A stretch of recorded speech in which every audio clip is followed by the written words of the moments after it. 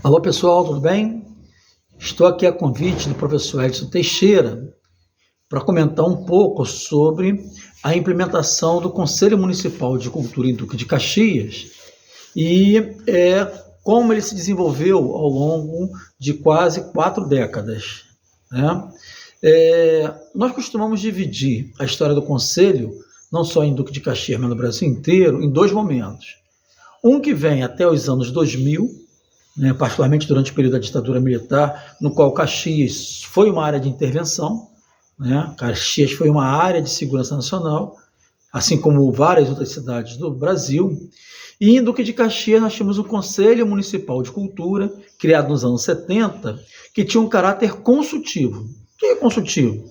O governo consulta, e ele não tem nenhum poder de interferir nas políticas que esse governo implementa. Essa ideia foi criada lá nos anos 60 pelo Gilberto Freire, quando comandou o Conselho Nacional de Cultura, e se espalhou pelo Brasil inteiro. Ou seja, era um conselho consultivo. Caxias tinha esse conselho até desde os anos 70 até os anos 2000.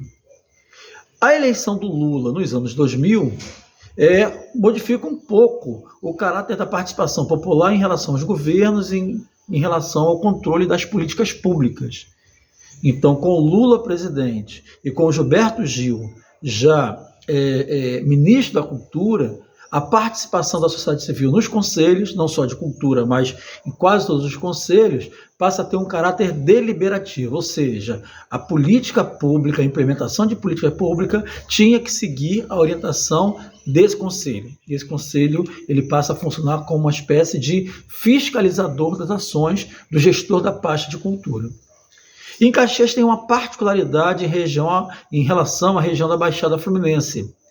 Caxias é uma das cidades da Baixada Fluminense, vamos contar aí 13 cidades que compõem a região. E em 1991, Caxias foi a primeira cidade da Baixada a criar uma Secretaria Municipal de Cultura, ou seja, separando a cultura da educação, que era uma coisa comum na época, inclusive seguida pelo próprio governo federal, que antes era Ministério da Educação e da Cultura. Então, Caxias, mesmo criando uma secretaria, o conselho continua consultivo. E aqui eu quero citar as pessoas que foram importantes nesse momento.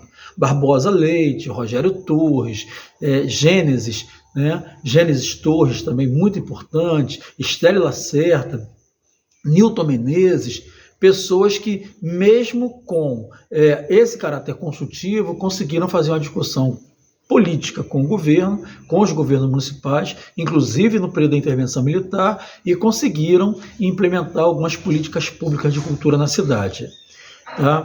No segundo momento, em 2003, a partir de 2003, com a mudança de orientação dos conselhos, Caxias também se torna pioneira. Caxias se torna a primeira cidade a criar um Fórum Municipal de Cultura. Quer dizer, antes da mudança de conselho deliberativo para conselho consultivo, ou melhor, antes de mudar de um conselho consultivo para um conselho deliberativo, Caxias, na gestão do prefeito Zito e do secretário de Cultura, Gutenberg, convoca um Fórum Municipal de Cultura para discutir como é que seria o Conselho Municipal de Cultura criado em 2005. Então, em 2004, no último ano do governo Zito e da gestão do Gutenberg na Secretaria de Cultura, é realizado um fórum. Esse fórum foi realizado na Universidade Grande Rio, na Unigran Rio, com uma ampla participação da população. E nesse fórum foi discutido como deveria ser esse Conselho de Cultura criado em 2005, já na gestão do prefeito Washington Reis. Na criação do Conselho Municipal de Cultura, na própria mobilização para discussão no Fórum de Cultura, foi feita uma mobilização na cidade, onde ocorreram 11 reuniões desse fórum, espalhados nos 4 distritos da cidade. Então, os fazedores de cultura dos 4 distritos da cidade do Duque de Caxias participaram do fórum, desse Fórum Municipal de Cultura, em 2003 e 2004, e as deliberações desse fórum foram encaminhadas para o grupo que estava pensando a criação de um Conselho de Cultura deliberativo. E aqui eu quero citar algumas pessoas que foram muito importantes nessa mudança, nesse processo de mudança de fórum, de conselho consultivo para um conselho deliberativo. Quero destacar a mobilização feita por Silvia Mendonça. Silvia Mendonça, nesse momento, era subsecretária de Cultura na gestão do governo Zito. O secretário era Gutenberg Santana, né? E quando tem a transição do governo Zito para o governo do Washington Reis, de 2004 para 2005, a mobilização importantíssima feita por Beto Gaspari, Beto Cavaco, né, Roberto Gaspari Ribeiro e Paulo Roberto Teixeira, né, Beto Gaspari e Beto Cavaco, e um artista plástico que já não está mais entre nós, o Paulo Ramos, que traz uma concepção de cultura que foi discutida nos fóruns. Então, esses três tiveram uma posição fundamental nessa mudança de conselho consultivo para conselho deliberativo. Em 2005, né, Caxias vai ter uma nova secretária, no caso, Carmen Migueles, que vai fazer uma grande consulta na cidade sobre o que tinha sido feito nos governos anteriores para ver o que podia ser implementado ou dar continuidade, né, para não ter que inventar a roda. E ela pega também uma conjuntura nacional que exige que as cidades se preparem para as mudanças políticas no campo da cultura que estavam acontecendo. Então, em 2005, ainda na Unigran-Rio, né, a primeira Conferência Municipal de Cultura foi realizada em 2005 na Unigran-Rio, com a participação de quase 300 instituições e quase 900 pessoas ao longo de 3 dias. Né? A Conferência Municipal de Cultura era realizada em 3 dias. Tinha uma grande conferência no primeiro dia, tá? Uma sexta-feira.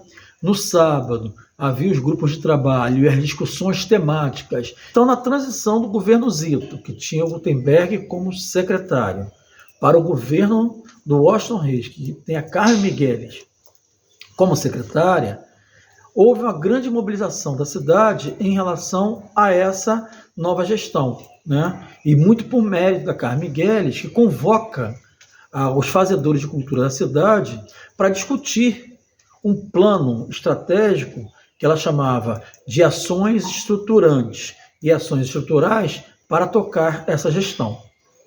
Então, imediatamente, seguindo uma orientação do governo federal, ela convoca a primeira Conferência Municipal de Cultura de Duque de Caxias, que foi realizada na Unigran-Rio. E seguindo as diretrizes estabelecidas pelo governo federal, pelo Ministério da Cultura, que tinha Gilberto Gil como ministro. Nessa primeira conferência foi fundamental a presença de Ana Lúcia Pardo, né, uma militante cultural do Rio de Janeiro, que nesse momento ocupava um espaço no Ministério da Cultura Regional do Rio de Janeiro, que contribuiu pra caramba, contribuiu muito com a cidade na discussão dos parâmetros estabelecidos pelo governo federal.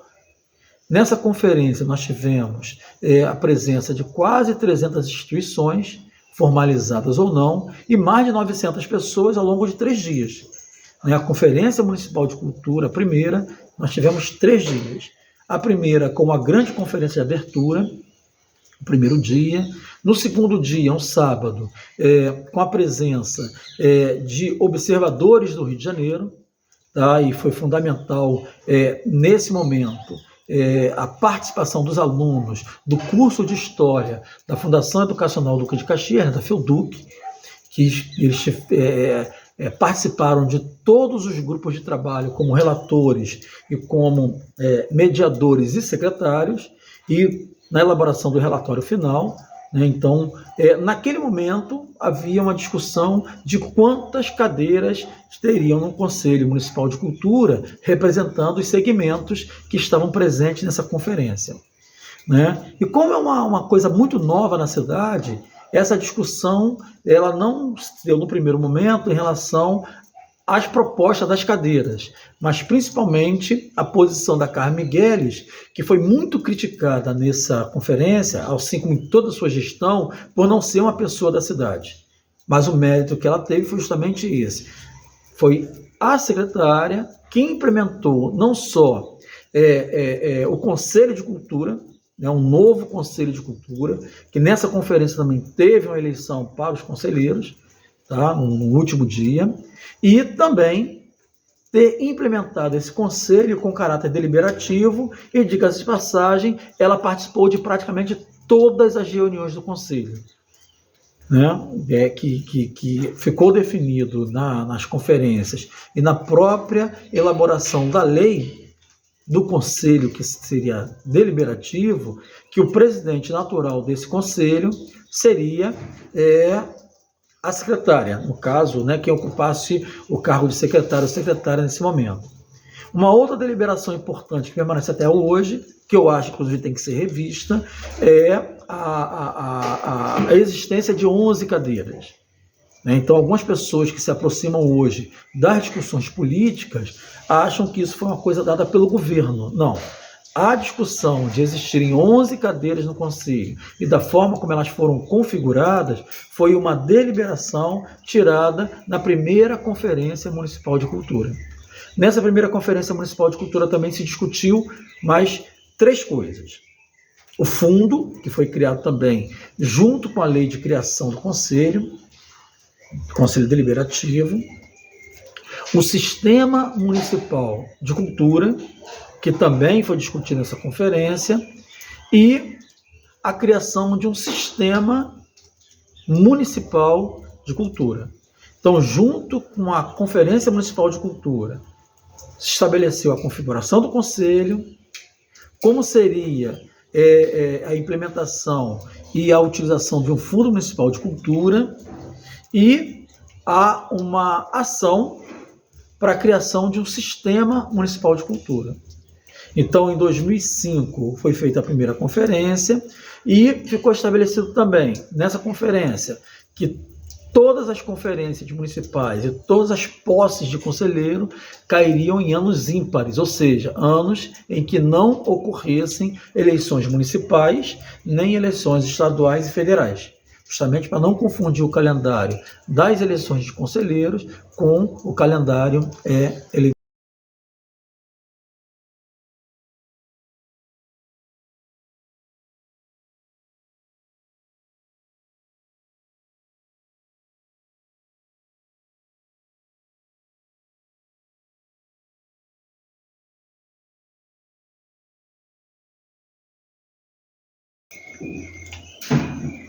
Alô pessoal, tudo bem? Sou Alexandre Marques, estou aqui atendendo um convite do professor Edson Teixeira para participar de um projeto do Cultura nas Redes 2, patrocinado pela Secretaria de Estado de Cultura e Economia Criativa do Rio de Janeiro. E o papo de hoje será sobre a implementação do Fundo Municipal de Cultura na cidade de Duque de Caxias, né? E para começar, eu já me remeto a 2 pessoas que foram muito importantes na implementação desse fundo, dessa lei do Fundo Municipal de Cultura. Uma delas é o Roberto Gaspari Ribeiro, que durante quase 12 anos atuou fortemente dentro do governo municipal, passando por 3 gestões de prefeito e 7 gestões de secretários municipais, lutando para que a lei fosse implementada e, sendo implementada, o recurso chegasse ao fundo e chegasse na ponta, que é o fazedor de cultura municipal. Então, essa lei ela foi criada junto com a lei que criou o Conselho Municipal de Cultura, em caráter deliberativo, que hoje se chama Conselho Municipal de Política Cultural, em 2005. Ela sofreu algumas mudanças de 2005 até o ano de 2019, mas a essência dela permanece a mesma, né? E quando se pensou e se discutiu essa lei de criação de um Fundo Municipal de Cultura, se seguia não só uma deliberação, uma orientação do governo nacional, né, que tinha feito mudanças no Fundo Nacional de Cultura, mas também uma deliberação relativa à participação da sociedade civil na gestão desse recurso. E no caso do de Caxias, ela foi pensada não só por Beto Gaspari, mas com várias pessoas da Secretaria de Cultura ao longo de 12, 13 ou 14 anos, que seria diminuir o impacto da política de balcão que era praticada e ainda é praticada na Secretaria de Cultura. O que é uma política de balcão? O artista, por ter alguma influência com algum vereador, com algum político, acessa diretamente a Secretaria de Cultura e tem algum benefício, em detrimento de outros, né, que não são contemplados. Então, a ideia de um Fundo Municipal de Cultura é a ideia de que tem um recurso que seja acessado de forma democrática e com o controle da sociedade civil. Então, quando foi pensado esse fundo, nós pensamos em algumas fontes que pudessem alimentá-lo. A mais imediata e que surgiu o efeito foi que um percentual do borderô do Teatro Municipal Raul Cortez, um teatro municipal de Caxias, 20% do que o borderô arrecadasse ficaria com o teatro, e desses 20% desse borderô que ficou com o teatro, 10% seria direcionado para o Fundo Municipal de Cultura. A outra fonte de renda que foi pensada, mas nunca foi colocada em prática, foi cobrar um percentual da publicidade de outdoors da cidade. Ou seja, os outdoors, quando são colocados na cidade, eles pagam a taxa de uso, uma taxa municipal, e um percentual dessa taxa municipal seria utilizado, seria redirecionado para o fundo municipal. Isso nunca aconteceu. Tá? Com o secretário André, quando o André foi secretário de Cultura, nós pensamos uma estratégia. Qual é a estratégia? Direcionar uma parte do orçamento municipal da pasta de cultura diretamente para o fundo. A outra fonte que nós pensamos também seriam as emendas parlamentares, que é uma coisa interessante, que os ativistas culturais que apoiam os deputados estaduais, os deputados federais e até mesmo os vereadores nunca acessaram essa estratégia. Pressionar os vereadores municipais, os vereadores de Caxias, pressionar os deputados federais e os senadores no que se refere a recursos destinados diretamente para o fundo. Então, essas seriam praticamente as fontes. Já tem mais uma, que seriam as doações espontâneas, que também nunca aconteceu. Então, esse Fundo Municipal de Cultura teria um recurso que seria gerido, a gestão desse recurso seria feita de qual forma? Uma organização paritária, com representantes da sociedade civil no conselho, então, conselheiros de cultura, mais conselheiros indicados pelo governo, então conselheiros do poder público, que fariam a gestão desse recurso. E como é que se acessaria esse recurso? Através de editais públicos. Quando ele foi pensado, qual seria o percentual? 70% dele seria destinado aos fazedores de cultura, às instituições que atuam com cultura na cidade, e 30% seria para a administração pública, direcionada para alguns equipamentos públicos. Isso também nunca aconteceu. Quando foi que esse fundo, apesar de existir desde 2005, quando é que esse fundo ele foi utilizado? Então, aí a gente tem uma conjuntura política bastante desfavorável, que foi o início da pandemia. E aí a Prefeitura Municipal de Duque de Caxias, já na gestão do prefeito Washington Reis, tendo a sua esposa, Daniele Reis, mesmo sendo contra a lei, ela sendo secretária, a Prefeitura foi pressionada pela pandemia a utilizar os fundos do recurso diretamente para os fazedores de cultura. Então, historicamente, foi feito o primeiro edital de cultura da cidade de Caxias, utilizando esse fundo municipal na gestão da Nélia Reis, através do edital Paulo Ramos. Foi uma lei de cultura, de incentivo à cultura, a partir de um edital público. Qual era o recurso utilizado? Qual foi o recurso utilizado? O recurso utilizado foi o Fundo Municipal de Cultura, acumulado de 2005 até 2020, ou seja, 15 anos de existência do fundo, mesmo sendo recurso público, que ficou parado nas gestões do prefeito Washington Reis, do prefeito José Camilo Zito, depois na gestão do prefeito Alexandre Cardoso e, de novo, no primeiro governo, nessa retomada do governo do Washington Reis. O que fez com que esse recurso fosse utilizado justamente foi uma catástrofe mundial, um problema mundial, que foi a pandemia da Covid-19. Apesar de não ter sido um grande recurso, foi algo em torno de R$ 1.500 para os fazedores de cultura, isso pedagogizou os fazedores de cultura para um segundo momento. Qual foi esse segundo momento?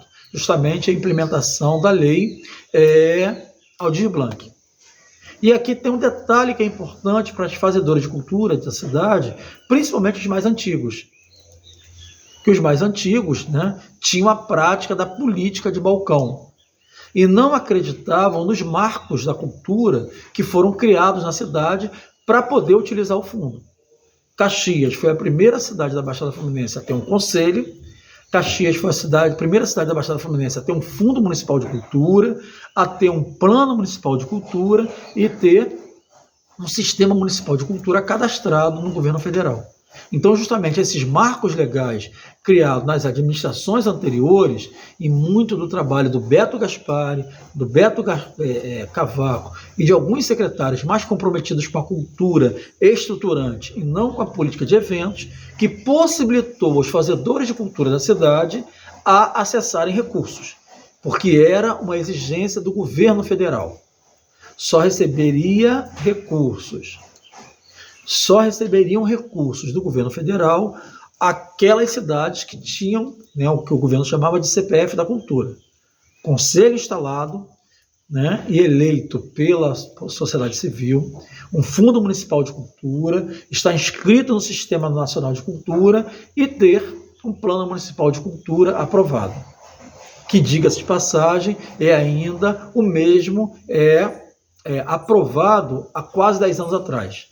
Que uma das conferências dessa gestão aprovou um plano municipal de cultura e não publicou. Então, se não publicou, não tem validade.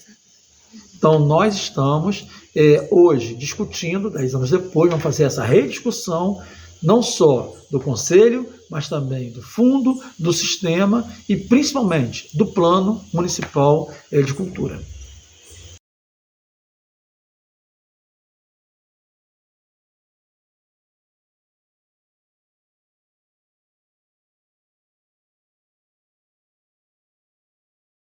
Do professor Edson Teixeira, que apresentou um projeto para o edital Cultura nas Redes 2 e que se propõe a discutir o Conselho Municipal de Cultura, a criação e toda a evolução dele desde os anos 90 até se tornar um Conselho Deliberativo, as políticas públicas municipais de cultura, as conferências de cultura que elegeram os conselheiros municipais de cultura e dão a configuração ao Conselho, e também a gestão do Fundo Municipal de Cultura.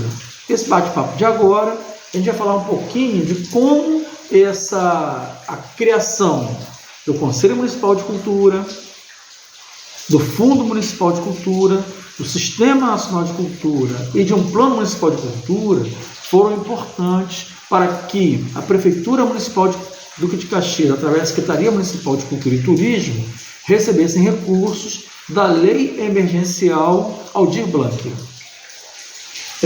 Uma observação.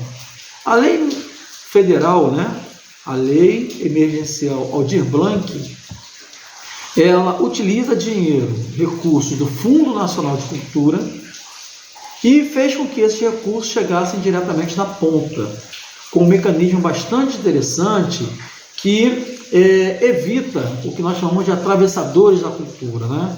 Os recursos saíam do Fundo Nacional de Cultura, saíam dos cofres públicos federais, iam diretamente para as prefeituras.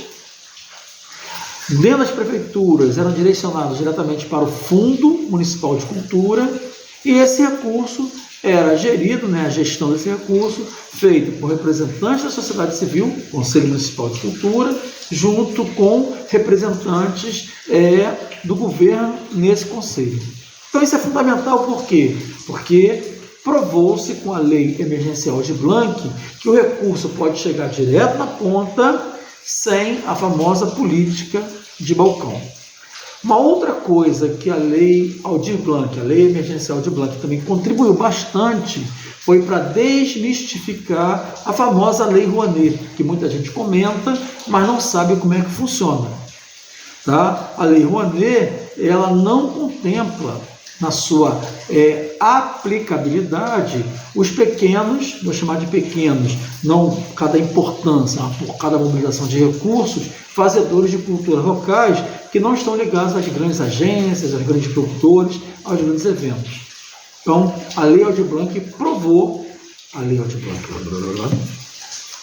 vamos lá, depois você faz a edição. Então, neste sentido, a Lei Aldir Blanc provou que é possível, através de uma política pública de cultura, que os recursos cheguem diretamente na ponta. Em Duque de Caxias, isso foi muito evidente. Né? Por quê? Porque Duque de Caxias já tinha todo o CPF da cultura, e nesse CPF da cultura, o fundo, que era uma exigência do governo federal para que esse recurso fosse repassado. Caxias recebeu cerca de 5.438.000 para ser aplicado na cultura da cidade. E como é que se chegou a esse valor? Já que algumas cidades receberam valores maiores e outros menores. Porque o governo federal estabeleceu que a distribuição dos recursos da Lei Emergencial Aldir Blanc era de acordo com a população da cidade. Como a população da cidade do Duque de Caxias é uma população considerada grande, né, quase 1 milhão de habitantes, os recursos que chegaram aqui foram bastante portentosos. E isso provocou uma movimentação entre os artistas no momento de pandemia, mas que acabou didatizando, pedagogizando esses fazedores de cultura no que se refere ao acesso aos recursos públicos. Porque qual foi a discussão naquele momento? Como a Secretaria Municipal de Cultura, o Conselho Municipal de Cultura fariam com que esse recurso chegasse na ponta. Uma própria orientação do governo federal já estabelecia. Tinha que ser através da participação da sociedade civil e através de editais públicos com critérios ligados a cada cidade.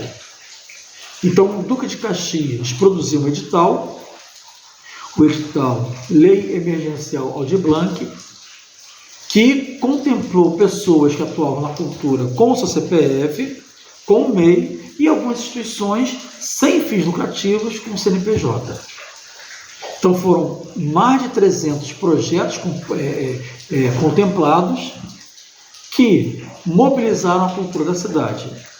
E esses projetos variam desde pessoal de artesanato, pessoal de livre leitura, pessoal de patrimônio, audiovisual, né? E a Prefeitura de Duque de Caxias não pôde definir para onde esses recursos iam, porque os próprios critérios editais e as avaliações de projetos estabeleciam isso. O que é importante nós observarmos em relação ao Fundo Municipal de Cultura? Que no momento emergencial ele serviu para fazer com que recursos chegassem à ponta através da Lei Paulo Ramos, e só foi possível que se chegasse recursos à Lei Aldir Blanc por conta dessa experiência que a própria Prefeitura Municipal, a Secretaria Municipal de Cultura, adquiriu durante a implementação da Lei Paulo Ramos com a Lei Aldir Blanc. Aí vem um terceiro momento. Essa experiência ligada à implementação da Lei Emergencial Editais, né, através da Lei Aldir Blanc, foi importantíssimo para que no segundo momento se mobilizasse os fazedores de cultura da cidade para que acessassem recursos relativos também a uma lei emergencial, só que essa do audiovisual é identificada como Lei Paulo Gustavo, que aí mobiliza 70% dos recursos para os grupos que atuam com audiovisual e 30% para os outros fazedores de cultura através de premiação. E nós estamos preparados agora para recebermos os próximos recursos relativos à Lei Aldir Blanc. A partir de 2024, nós teremos até 2029, 5 anos, o governo federal repassando recursos para o município para que esses recursos, através dos fundos municipais, cheguem aos fazedores de cultura. O que é interessante observarmos na implementação da Lei Aldir Blanc, na implementação da Lei Paulo Gustavo e na implementação futura da Lei Aldir Blanc II, que existem modalidades de reconhecimento dos fazedores de cultura e modalidades também de premiações, fomento e difusão. O mais prático para os fazedores de cultura, principalmente do nível local, em cidades onde esses fazedores de cultura estão ali no seu cotidiano, que é a questão da premiação. A premiação tem um processo de reconhecimento dos artistas mais simples e não exigem uma contrapartida, que muitos artistas atuam, mas não tem uma estrutura para dar essa contrapartida exigida quando se atua com verbas públicas. O Fundo Municipal de Cultura, de Duque de Caxias, ele é gestado, a gestão desse recurso é feita através de uma comissão paritária. E essa comissão paritária ela é formada por representantes da sociedade civil, representantes do governo, que a partir de oitivas, através de consultas populares, através de cadastros feitos no Sistema Municipal de Cultura online, se faz uma sondagem sobre qual é a vocação dessa cidade, no caso Duque de Caxias, e a distribuição dos recursos seguem essa vocação. Isso fez com que muitos artistas da cultura popular que não tinham acesso a informações fossem contemplados. E que muitos artistas que tinham CNPJ, que atuavam nos grandes circuitos, também fossem contemplados. Ela, através do Conselho Municipal de Cultura, acaba contemplando horizontalmente os fazedores de cultura e seus espaços de atuação. Agora nós estamos nos preparando para que nos próximos anos, aproveitando essa experiência, aproveitando essa estrutura, aproveitando esse acúmulo, que é exemplar para o Brasil inteiro, mas principalmente para a cidade da Baixada Fluminense, que essa experiência nos possibilite acessar com qualidade, realizar com qualidade eventos, ações, fomentos, atividades aqui no campo da cultura da cidade de Duque de Caxias. Se na Lei Aldir Blanc I, a quantidade de artistas que concorreu aos editais foi não considerada pequena, mas ainda insatisfatória, para a Lei Paulo Gustavo houve praticamente o triplo de inscrições do primeiro momento, mesmo sendo uma lei específica para o audiovisual. Então aqui uma orientação, mesmo aqueles artistas que são de comunidade, que não têm tanta habilidade nas mídias, que fazem a sua arte, que faz a sua cultura num nível bastante local, se preparem, porque a concorrência para acessar esses editais públicos se torna cada vez maior. E aqui vai uma observação. A política de editais, ela é muito importante, mas ela sacrifica o fazedor de cultura e suas instituições. Porque a política de editais faz o quê? Que você possa ganhar hoje o recurso, receber, ser contemplado, e amanhã não. O que dificulta muitas vezes a continuidade de algumas ações. O que nós pedimos? Que tenham políticas estruturantes para a área da cultura. O que nós pedimos? Que a Prefeitura Municipal de Caxias não use somente os recursos os recursos públicos federais para fomentar a cultura da cidade. Que Duque de Caxias, a cidade das mais ricas do Brasil, possa reservar dentro do seu orçamento recursos para ações estruturantes para que os fazedores de cultura e suas instituições possam dar continuidade às suas ações. Então essa política de cultura estruturante é necessária e ela passa por alguns aspectos. uma secretaria estruturada, com democratização aos seus espaços, teatros, sala de leitura, bibliotecas, praças, e principalmente funcionários públicos adequados para o atendimento ao público nesse campo da sociedade, que é o campo das atividades e das realizações culturais. Um abraço e até a próxima.